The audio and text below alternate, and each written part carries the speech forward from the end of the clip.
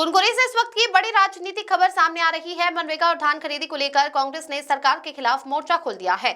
कुनकुरी में आयोजित press conference में कांग्रेस नेताओं ने योजनाओं में बड़े पैमाने पर गड़बड़ी का आरोप लगाया है। कुनकुरी में आयोजित प्रेस कॉन्फ्रेंस में छत्तीसगढ़ कांग्रेस की सह प्रभारी जरिता जैतफलंग ने सरकार पर गंभीर आरोप लगाए हैं। उन्होंने कहा कि मनरेगा योजना में मजदूरों को न तो पर्याप्त काम मिल रहा है और न ही समय पर भुगतान हो रहा है। साथ ही धान खरीदी में भी व्यापक स्तर पर अनियमितताएं की जा रही है। जरिता जैतफलंग ने कहा कि सरकार गरीबों, किसानों और मजदूरों के अधिकारों के साथ खिलवाड़ कर रही है। प्रेस कॉन्फ्रेंस में जिला कांग्रेस अध्यक्ष यूडी मिंज, पूर्व जिला अध्यक्ष मनोज सागर यादव, पूर्व विधायक विनय भगत, प्रदेश महामंत्री आरती सिंह, महामंत्री महेश त्रिपाठी, पूर्व जिला अध्यक्ष पवन अग्रवाल और कुनकुरी नगर पंचायत अध्यक्ष विनय शील सहित बड़ी संख्या में कांग्रेस कार्यकर्ता मौजूद रहे। कांग्रेस नेताओं ने चेतावनी दी है कि यदि मनरेगा और धान खरीदी व्यवस्था में जल्द सुधार नहीं किया गया तो कांग्रेस आंदोलन को और तेज करेगी। ये 8 जनवरी से 25 फरवरी तक चलने वाली है और जो हमारे बेजुबान मजदूर भाई है, करीबन 12 करोड़ से ऊपर, उनकी आवाज बनकर कांग्रेस पार्टी ये लड़ाई लड़ रही है और ये लड़ाई सांसद से सड़क तक जाएगी और उनके हकों की लड़ाई कंधे से कंधे मिलाकर कांग्रेस पार्टी लड़ेगी। हम शुरुआत कर रहे हैं आज प्रेस वार्ता के साथ। कल हम लोगों का उपवास है।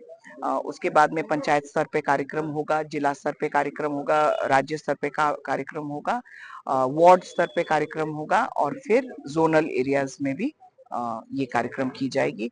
लोगों को अवगत कराया जाएगा कि उनके हकों का हनन किस तरीके से हो रहा है। लोगों को समझाया जाएगा कि ये एक गारंटी नहीं है, ये सिर्फ एक योजना है। लोगों के आंखों में धूल झोंकने का एक और प्रयास है और लोगों को भ्रमित करने के लिए नाम बदलने का जो ये इन्होंने जो ढोंग रचाया हुआ है पूरे देश में, यही चल रही है। और भाजपा सरकार नहीं चाहती कि हमारा जो ग्रामीण भारत है वो आत्मनिर्भर हो। आत्मनिर्भर भारत की बात करते हैं पर वो चाहते हैं कि जो हमारे ग्रामीण भारत है वो सरकार पे निर्भर रहे। और एक और चीज किया गया है कि इन लोगों ने जो रेशियो था पहले 100% का था, अभी इन्होंने 40% स्टेट के ऊपर डाल दिया। मतलब अप्रोक्सीमेटली आप अगर देखो तो 50,000 करोड़ रुपए का बोझ डाला गया है सिर्फ राज्यों पर। और पहले ऐसा था कि जो ग्राम सभाएं थी या फिर पंचायत लेवल में थी, वो लोग समझते थे कि उनके क्षेत्र में कौन सा काम करवाना है, किस चीज की जरूरत है। अगर कम्युनिटी हॉल की जरूरत है, अगर आपका बोलिए कोई सड़क की जरूरत है उस तरीके से, या पुलिया की जरूरत है तो उस तरीके से वो लोग या फिर तालाब की जरूरत है तो उस तरीके से वो लोग अपना क्या बोलते हैं जो काम का प्रपोजल बनाते थे। अब तो ये हो गया है कि केंद्र सरकार डिसाइड करेगी। भाई आप दिल्ली में एसी कंडीशन रूम में बैठ के क्या डिसाइड करोगे कि जशपुर में या फिर कुनकुरी में, दुलदुला में, कौन से गांव में क्या चाहिए। सब आप अगर सेंट्रलाइज करोगे तब आप ग्रामीण भारत का हक ही छीन रहे हो। वो चाह रहे हैं कि पूरा ग्रामीण भारत की जो अर्थव्यवस्था है उसको ध्वस्त की जाए। धान खरीदी को लेकर भी आप लोगों को बात कही।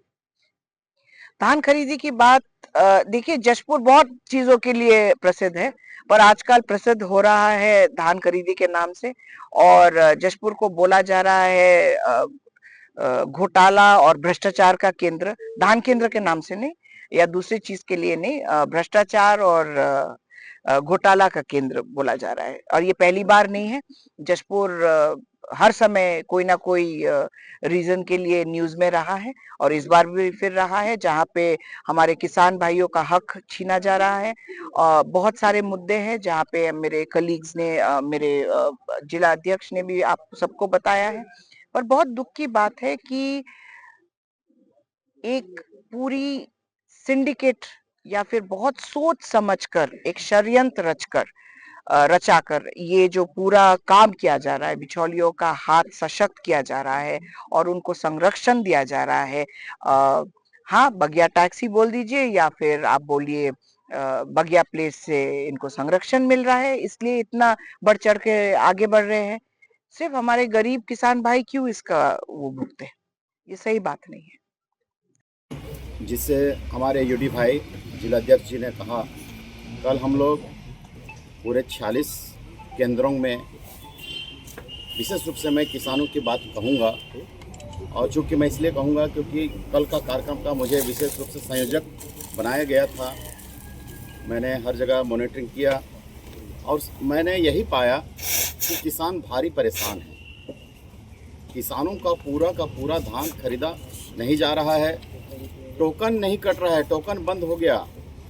मात्र 15 क्विंटल की दर से, प्रति एकड़ की दर से टोकन काटा गया, जबकि कहा गया था कि 21 क्विंटल की दर से प्रति एकड़ काटा जाएगा। और दूसरी बात, चुनाव के टाइम भी ये घोषणा में किया गया था कि 2100 रुपये की दर से एक मुफ्त राशि दिया जाएगा, लेकिन वो भी नहीं मिल रहा। मात्र 23 रुपया 59 पैसे की दर से खरीदा जा रहा है।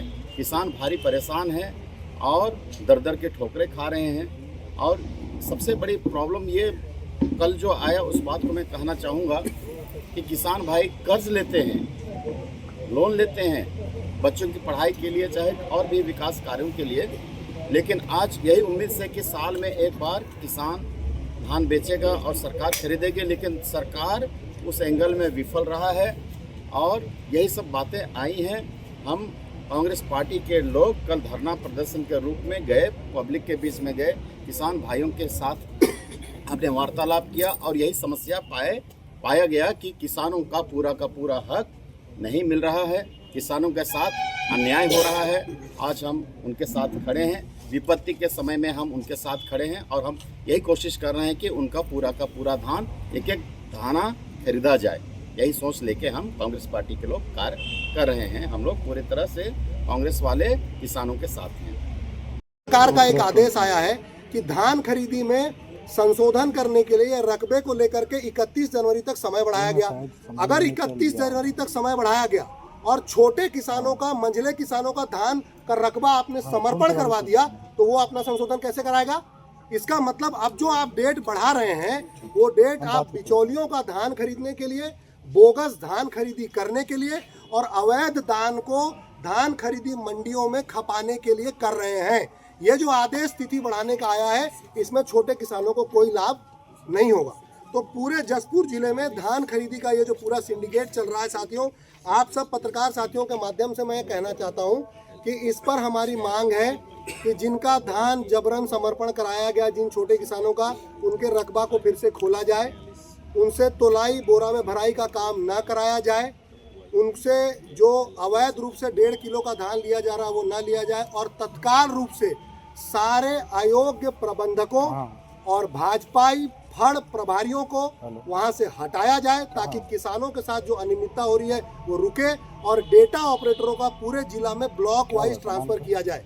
यदि ऐसा नहीं किया जाता, यदि धान खरीदी के डीएमओ ऐसा नहीं करते, यदि जिला के कलेक्टर इस पे कार्रवाई नहीं करते, तो इस बात को मानने में हम सबको कोई गुरेज नहीं होना चाहिए कि ये बगिया टैक्स दे करके किसानों को परेशान करने के लिए इस जिले में षड्यंत्र किया जा रहा है और किसानों को लूटा जा रहा है और इस पे एक पूरा गिरोह और सिंडिकेट काम कर रहा है साथियों। यही बात मैं कांग्रेस के माध्यम से आप सबको कहना चाहता था। आप सब इसको जनता तक पहुंचाएं, यही हमारी मांग है।